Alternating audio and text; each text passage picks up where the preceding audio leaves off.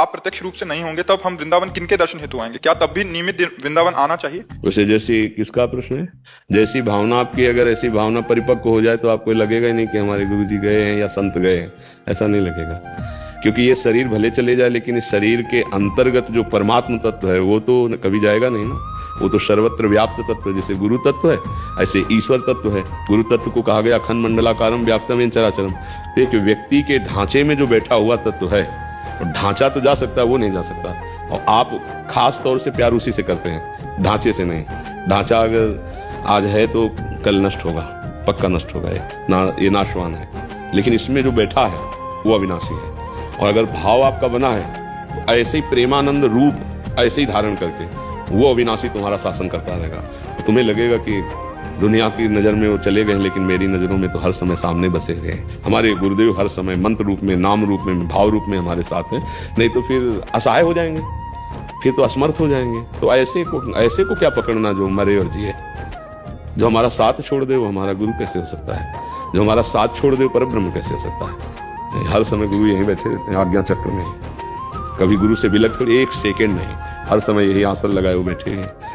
तो अगर हम अपना भाव ठीक कर पाए तो गुरु ब्रह्म है और वो कण कण में व्याप्त है और वो अविनाशी है और वो आपके हृदय में बैठा है। और जब तक आपको मुक्त नहीं कर देगा तब तक वो नहीं मुक्त होगा। बिना हमारे कर्म के हमें कोई दुख नहीं दे सकता, पक्का समझ लें। हमारा कर्म ही हमको दंड देता है। अब कोई नहीं जान पाया पर मालिक जान रहा है ना। अब वो ऐसी जगह मारेगा कि तुम किसी से बता भी नहीं पाओगे, केवल रोते रहोगे। सही आचरण करो तो आपको यहाँ भी सुख और वहां भी सुख। ऐसे थोड़ी संत जन और सब शास्त्र कहते हैं, सच्चे आचरण। जब मन पापी होता है, मलिन होता है तो उसका भजन में मन नहीं।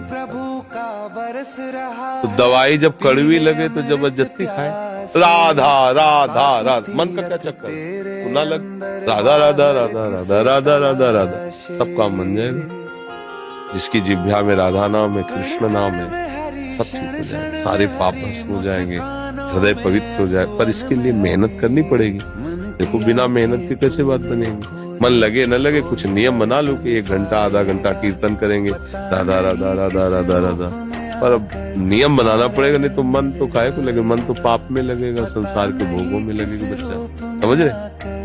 सही बात सुनने के लिए भी छाती में बल चाहिए। बोलने की तो बात जाने दो, सही बात सुनने के लिए हमारे अंदर बल चाहिए। कमजोर क्रोधित होता है, बलवान क्षमावान होता है। बलवान क्रोधित नहीं होता है, कमजोर को क्रोध आता है, कामना युक्त को क्रोध आता है। हम दूसरे का हित कर रहे हैं ये अहंकार है। हम एक यंत्र हैं, भगवान यंत्री हैं, वो जैसा हमसे करवा रहे वैसा हो रहा है, हमें ये भावना रखनी है। हम करने लायक हैं। एक श्वास भी नहीं ले सकते इस तरह में, ऐसे भी नहीं कर सकते। अगर वहां से ऑफ हो जाए तो तुम एक श्वास नहीं ले सकते, फिर क्या होगा? एक कदम नहीं चल सकते, फिर क्या होगा? बात समझिए, आपसे जो करवाया जा रहा है वो प्रभु श्री हरि कर रहे हैं। इसी भाव से जब हम चलेंगे तो हमारे कभी गुस्सा नहीं आएगा, कभी गुस्सा नहीं। ब्रह्मचर्य का नाश, वीर का नाश, जीवन का नाश है।